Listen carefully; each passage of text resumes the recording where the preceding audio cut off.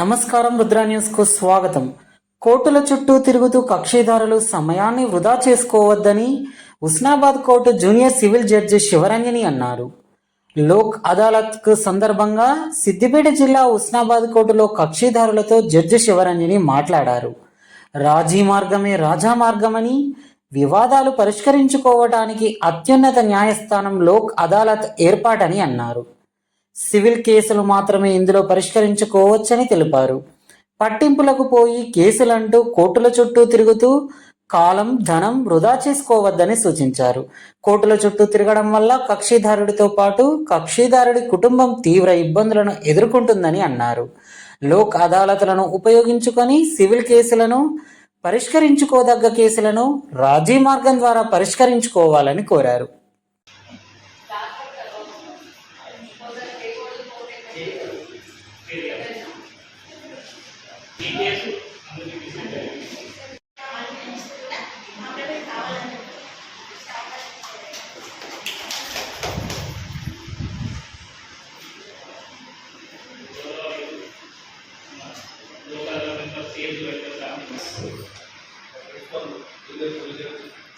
శివరంజన్ గారు, అదేవిధంగా మా డిప్యూటీ గారు, అనేటువంటి విషయాలు మీకు చెప్పాడు. మీకు ప్రతి 3 నెలలకు ఒకసారి జరిగేటువంటి కార్యక్రమం వచ్చేటువంటి కేసులు, అసలు విచారణ జరిగేటువంటి కేసులు ఏదైతే ఒకరు మాట్లాడుకొని టీషర్ట్ కూడా బాగుంటుంది. మిగతా కేసులు అనేవి జరిగినటువంటి ప్రజలు పరీక్షలే కదా, ఉన్నది కట్టాల్సిందే చేసుకోవచ్చు. ఫైల్ కూడా దొరికే పరిస్థితి లేదు కాబట్టి మీరు భయపడాల్సిన రీజన్లో పెరిగిపోతుంది. మీరు చూస్తూ ఉన్నారు కదా, ఎన్ని రోజుకి ఎన్ని కేసులు అయితే ఉన్నాయి, ఎన్ని ఇంటికి పోతే కుక్కలు తాగే పరిస్థితి లేదు. పబ్లిక్ కేసులు న్యూసెన్స్ కేసు అయితే ఉన్నది, రక్షణ వేరే బాగా ఉంటుంది. అటువంటి కేసులు కాకుండా చూస్తూ ఉన్నాయి. ఇంకా వాళ్ళతో మీరు కాంప్యూటర్ అయితే ఫోన్ మాట్లాడుతుంది, చిన్న చిన్న పైసలు అందరూ కూడా మీ సహాయ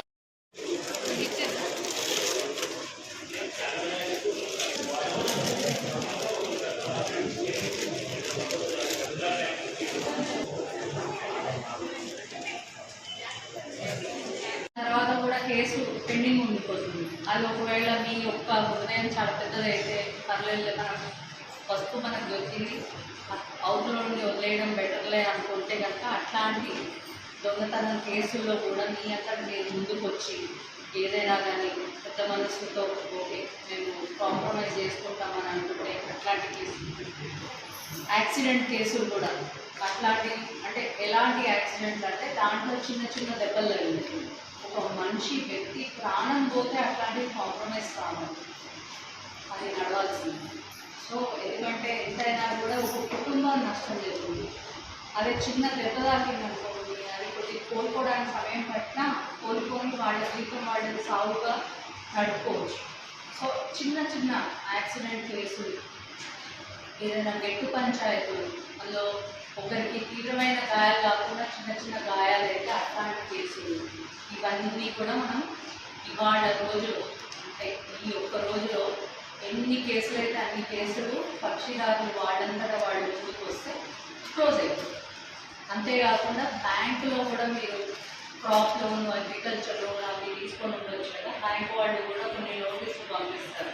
సో ఇవాళ రోజులో కూర్చొని మీరు బ్యాంకు వాళ్ళతో కూడా మాట్లాడుకొని అట్లాంటి కేసులు కూడా మీరు కాంప్రమైజ్ చేస్తారు. సో ఏవేవైతే చిన్న చిన్నవి తొందరగా క్లియర్ అయిపోతాయి అని అనుకుంటే, ఏదైతే రాజీ అవుతాయి అని అనుకున్న కేసుల్లోనే మీ యొక్క ఒత్తిడి లేకుండా, ఎవరిది ప్రభావం లేకుండా, బల ప్రభావం కానీ ఒత్తిడి ప్రభావం లేకుండా మీ అంతటా మీరు మనస్ఫూర్తిగా వచ్చే వాటికే మేము క్లోజ్ చేస్తాం.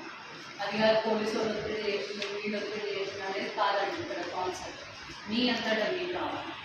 ఇంకొకసారి అన్నాడు రంకెట్, నన్ను అడిగితే పెద్ద అవకాశం అండి. అసలు ప్రతి సంవత్సరం తాగుబోతు మహారాజులకి పెద్ద అవకాశం.